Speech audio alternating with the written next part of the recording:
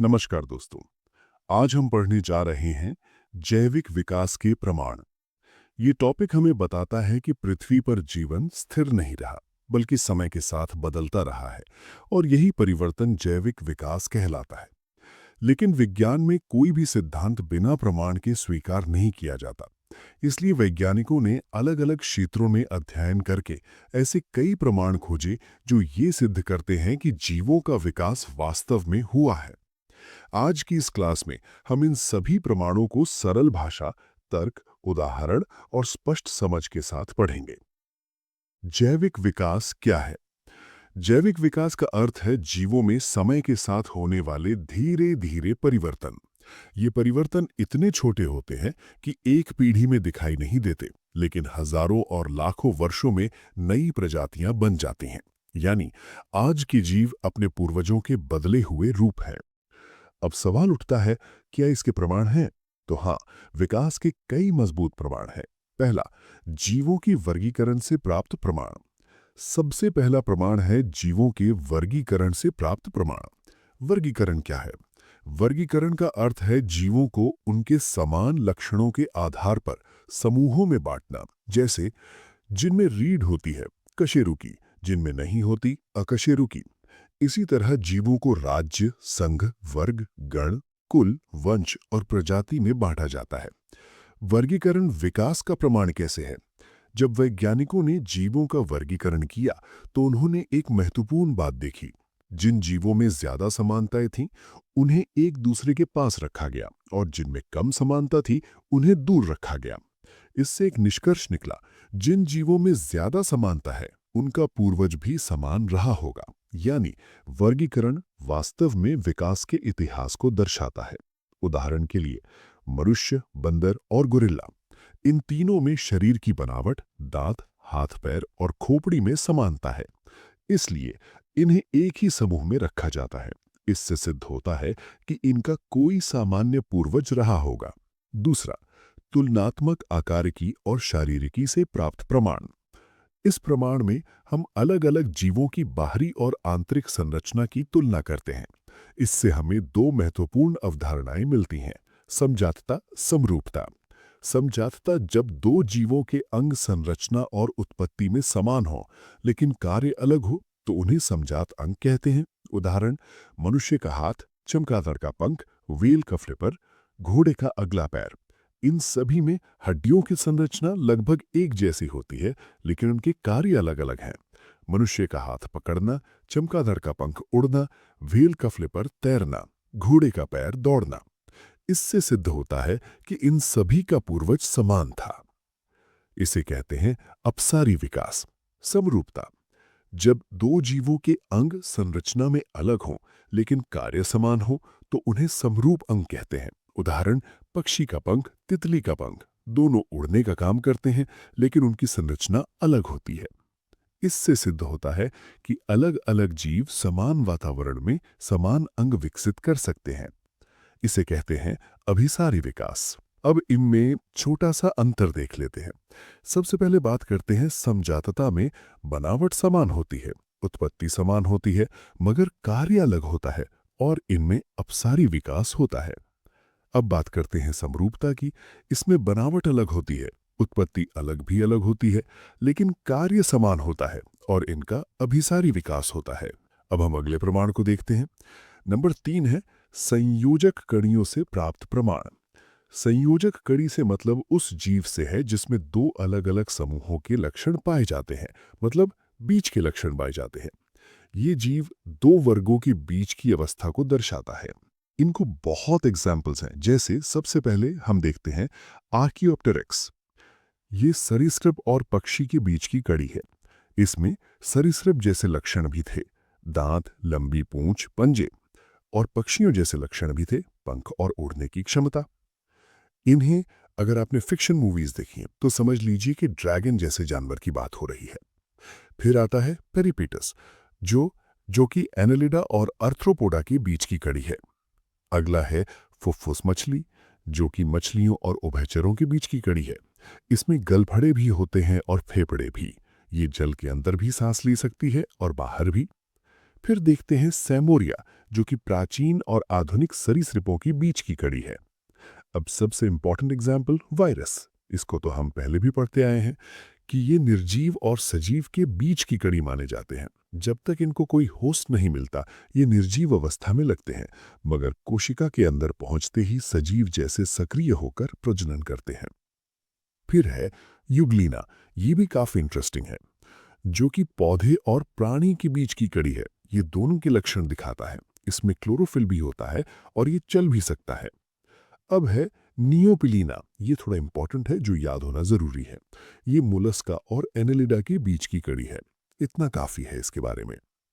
अब आते हैं अपने चौथे प्रमाण पर, पूर्वजता या प्रत्यावर्तन से प्राप्त प्रमाण। पूर्वजता या प्रत्यावर्तन का अर्थ है जो लक्षण पिछली पूर्वज जातियों में थे, उनका फिर से नई या विकसित प्रजातियों में अचानक से दिखना। जैसे कभी कभी आपने देखा होगा कि कुछ लोगों के फुल बॉडी पर घने और काले बाल होते हैं, जो मानव और बंदरों में समान पूर्वज होने का प्रमाण दर्शाता है। और नवजात शिशु में पूंछ का अवशेष भी इसकी पूर्वजता को सिद्ध करता है। अन्य उदाहरण भी हैं, जैसे किसी किसी व्यक्ति के कैनाइन दांत नॉर्मल से ज्यादा बड़े हो जाते हैं, जो बताते हैं कि आदि मानव मांसाहारी था। अब बात करते हैं पांचवें प्रमाण की, तुलनात्मक भ्रूणिकी से प्राप्त प्रमाण। जब कशेरुकी जीवों के भ्रूणों का अध्ययन किया गया, तो पाया गया कि शुरुआती अवस्था में सभी के भ्रूण बहुत समान होते हैं। मछली, मेंढक, पक्षी और मनुष्य के भ्रूण में प्रारंभिक अवस्था में गिल छिद्र जैसी संरचना और पूंछ जैसी संरचना दिखाई देती है। स्पेशली अगर हम मानव भ्रूण की बात करें तो मानव भ्रूण में जलीय जीवों के समान क्लोम दरारें एवं द्विवेशमी हृदय का निर्माण होता है। तत्पश्चात क्लोम दरारें बंद हो जाती हैं और इसके बाद सरीसृपों के समान त्रिवेशमी हृदय एवं पूंछ निर्मित होती है। पूर्वजता को सिद्ध करने के लिए वैज्ञानिक वॉन वेयर ने बायोजेनेटिक नियम को प्रतिपादित किया। इसमें इन्होंने बताया कि जीवों के भ्रूण में सबसे पहले उनमें पाए जाने वाले सामान्य लक्षणों का विकास होता है और उसके बाद विशिष्ट लक्षणों का विकास होता है। इससे सिद्ध होता है कि कहीं ना कहीं इनका पूर्वज कॉमन रहा होगा। अब आते हैं अपने नेक्स्ट प्रमाण पर, आनुवंशिकी से प्राप्त प्रमाण। आनुवंशिकी बताती है कि लक्षण जीन के माध्यम से पीढ़ी दर पीढ़ी स्थानांतरित होते हैं। जब वैज्ञानिकों ने अलग अलग जीवों के डीएनए का अध्ययन किया, तो पाया कि कई जीवों में डीएनए समान है। जितनी ज्यादा समानता, उतना निकट संबंध। उदाहरण के लिए मनुष्य और चिंपैंजी के डीएनए में बहुत अधिक समानता पाई जाती है। साथ ही सभी जीवों में आनुवंशिक कोड लगभग समान है। इससे सिद्ध होता है कि सभी जीवों की उत्पत्ति एक ही मूल स्रोत से हुई है। और एक बात ध्यान रखिएगा, जिस प्रजातियों के डीएनए में गुणसूत्र प्रारूप में समानता होती है, उनको मिलाकर ही संकर प्रजातियां, जिन्हें हाइब्रिड कहते हैं, वो बनाई जाती हैं। ऐसा इसीलिए संभव हो पाता है क्योंकि इनके आनुवंशिक पदार्थों में समानता होती है। अब आते हैं अनुकरण एवं रक्षात्मक सदृश्यता से प्राप्त प्रमाण पर। सबसे पहले समझते हैं रक्षात्मक सदृश्यता क्या होती है। जब कोई जीव अपने वातावरण के अनुसार अपने रंग, आकार या बनावट को इस प्रकार ढाल लेता है कि वो आसपास के वातावरण में मिल जाए, तो उसे रक्षात्मक सदृश्यता कहते हैं। सरल शब्दों में अपने आप को छिपाकर शत्रु से बचना रक्षात्मक सदृश्यता है। जैसे हरी रंग का टिड्डा हरी पत्तियों में छिप जाता है, कुछ कीट सूखी टहनी जैसे दिखते हैं, गिरगिट अपने वातावरण के अनुसार रंग बदल लेता है। ये सब अचानक नहीं हुआ, बल्कि लंबे समय तक प्राकृतिक चयन यानी नेचुरल सिलेक्शन के कारण ऐसे लक्षण विकसित हुए। जो जीव बेहतर छिप पाए, वे जीवित रहे और अपने गुण अगली पीढ़ी में पहुंचा दिए। यही है विकासवी प्रक्रिया। अब बात करते हैं अनुकरण यानी मिमिक्री की। जब कोई जीव किसी दूसरे जीव जैसा दिखने लगे ताकि वे शत्रु से बच सके, तो उसे अनुकरण कहते हैं। उदाहरण के लिए कुछ हानि रहित कीट जहरीली तितली या मधुमक्खी जैसे दिखते हैं। शत्रु उन्हें देखकर डर जाता है और हमला नहीं करता। यहां ध्यान देने वाली बात, जो जीव थोड़ा सा भी समान दिखा वह बच गया। धीरे धीरे ये गुण पूरी प्रजाति में विकसित हो गया। यही है प्राकृतिक चयन। इससे भी ये सिद्ध होता है कि खुद को बचाने के लिए भी जैविक विकास होता है। अब आते हैं सबसे इंपॉर्टेंट और जरूरी प्रमाण स्रोत पर, अवशेषी अंगों से प्राप्त प्रमाण। अवशेषी अंग क्या होते हैं? अवशेषी अंग वे अंग होते हैं जो वर्तमान जीव में या तो पूरी तरह कार्य नहीं करते या बहुत कम कार्य करते हैं, लेकिन उनके पूर्वजों में वे अंग पूरी तरह विकसित और उपयोगी थे। सरल शब्दों में, जो अंग अब काम के नहीं रहे लेकिन पहले उपयोगी थे, वही अवशेषी अंग कहलाते हैं। ये विकास को कैसे सिद्ध करते हैं? अगर कोई अंग आज बेकार है तो प्रकृति उसे क्यों बनाए रखे? इसका मतलब है कि वो अंग पहले उपयोगी था, लेकिन समय के साथ जीव के वातावरण और जीवन शैली बदलने पर उसकी आवश्यकता कम हो गई और वो अंग धीरे धीरे अवशेष बन गया। यही है विकास की कहानी। अब कुछ एग्जाम्पल्स देख लेते हैं। पहले है मनुष्य के अवशेषी अंग। मनुष्य के शरीर में कई ऐसे अंग हैं जो अब पूरी तरह आवश्यक नहीं है। पहला, अपेंडिक्स। आज ये विशेष कार्य नहीं करता, लेकिन हमारे शाकाहारी पूर्वजों में ये पत्तियां पचाने में सहायक था। दूसरा, पूंछ की हड्डी का होना। ये हमारी रीढ़ के अंतिम भाग में पाई जाती है। ये हमारे पूर्वजों की पूंछ का अवशेष है। इससे सिद्ध होता है कि मनुष्य के पूर्वजों में पूंछ थी। तीसरा, कान हिलाने की मांसपेशियां। कुछ लोग हल्का सा कान हिला सकते हैं, लेकिन ये कार्यहीन हो चुका है। जानवरों में यही मांसपेशियां दिशा में आवाज सुनने के लिए उपयोगी हैं। चौथा, बुद्धि दांत। पहले जब मनुष्य कठोर भोजन खाता था तो अतिरिक्त दांतों की आवश्यकता थी। आज नरम भोजन के कारण इनकी आवश्यकता कम हो गई है। अब जंतुओं में भी अवशेषी अंग देख लेते हैं। सबसे पहले देखते हैं व्हेल और अजगर में पिछले पैरों के अवशेष। व्हेल और कुछ सांपों के शरीर में पिछले पैरों की हड्डियों के अवशेष मिलते हैं। इससे सिद्ध होता है कि उनके पूर्वज कभी भूमि पर चलते थे। और शुतुरमुर्ग जैसे पक्षियों में पंख होते हैं, लेकिन वे उड़ नहीं सकते। ये पंख उनके उड़ने वाले पूर्वजों का अवशेष है। फिर देखते हैं गुफा में रहने वाली मछलियों की आंखें। कुछ गुफा में रहने वाली मछलियों में आंखें होती हैं, लेकिन वे देख नहीं पाती। ये उनकी पूर्वज मछलियों का अवशेष है जो रोशनी में रहती थीं। अंतिम निष्कर्ष, सभी प्रमाण मिलकर हमें बताते हैं कि जीवों में संरचनात्मक समानता है, भ्रूणीय समानता है, आनुवांशिक समानता है, अवशेषी अंग मौजूद। अब हम एक एक करके देखेंगे जैविक विकास की विशेषताएं। पहली विशेषता है, जीवों की संरचना समय के साथ जटिल होती गई है। करोड़ों वर्ष पहले पृथ्वी पर बहुत ही सरल जीव पाए जाते थे। ये एक कोशिकीय जीव थे, जैसे अमीबा। इनमें न हृदय था, न मस्तिष्क, न फेफड़े, न कोई विशेष अंग प्रणाली। फिर भी वे जीवित थे। समय बीतता गया, पर्यावरण बदलता गया और जीवों में धीरे धीरे परिवर्तन होते गए। एक कोशिकीय से बहुकोशिकीय जीव बने, फिर जलीय जीव विकसित हुए, फिर उभयचर, फिर सरीसृप, फिर पक्षी और स्तनधारी और अंत में मानव जैसे अत्यधिक विकसित जीव। उदाहरण से समझिए, मछली केवल पानी में रह सकती है, लेकिन मेंढक पानी और जमीन दोनों जगह रह सकता है। यह जटिलता की ओर विकास का स्पष्ट उदाहरण है। दूसरी विशेषता है, वातावरण सदैव परिवर्तनशील है। प्रकृति कभी स्थिर नहीं रहती। कभी हिमयुग आता है, कभी अत्यधिक गर्मी, कभी सूखा, कभी बाढ़। जब वातावरण बदलता है तो जीवों को भी स्वयं को बदलना पड़ता है। उदाहरण के लिए, जिराफ की गर्दन पहले इतनी लंबी नहीं थी, लेकिन जब जमीन पर घास कम होने लगी तो पेड़ों की ऊंची पत्तियां खाने के लिए लंबी गर्दन वाले जिराफ जीवित रहे। धीरे धीरे लंबी गर्दन वाली पूरी जाति विकसित हो गई।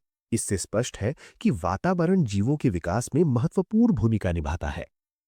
तीसरी विशेषता है, विकास एक सतत प्रक्रिया है। ये एक दिन, एक वर्ष या एक पीढ़ी में पूरा नहीं होता। ये लाखों और करोड़ों वर्षों तक चलने वाली प्रक्रिया है। उदाहरण देखिए, घोड़े का विकास। प्राचीन घोड़ा आकार में छोटा था, उसके पैरों में कई उंगलियां थीं, लेकिन समय के साथ घास के मैदानों में तेज दौड़ने की आवश्यकता पड़ी। धीरे धीरे उसकी उंगलियां कम होती गईं और अंततः एक मजबूत खुर रह गया। ये परिवर्तन क्रमिक था, यानी विकास हमेशा चलता रहता है। चौथी विशेषता है, सभी जीवों का एक सामान्य पूर्वज होता है। आज पृथ्वी पर जितने भी जीव हैं, वे किसी न किसी प्रारंभिक जीव से विकसित हुए हैं। उदाहरण के लिए, मनुष्य और बंदर में कई समानताएं पाई जाती हैं। हाथ पैर की बनावट, आंखों की स्थिति, मस्तिष्क की संरचना। इसका अर्थ ये नहीं है कि मनुष्य सीधे बंदर से बना है, बल्कि दोनों का एक साझा पूर्वज रहा है। इसी विचार को एक वंशीय इतिहास कहा जाता है। 5वीं विशेषता है, अनुकूलन से नई प्रजातियों की उत्पत्ति होती है। जो जीव बदलते वातावरण के अनुसार स्वयं को ढाल लेते हैं, वे जीवित रहते हैं। जो अनुकूलन नहीं कर पाते, वे धीरे धीरे समाप्त हो जाते हैं। उदाहरण समझिए, रेगिस्तान में ऊंट। उसके चौड़े पैर, लंबी पलकें और शरीर में पानी संग्रह करने की क्षमता, ये सभी अनुकूलन के उदाहरण हैं।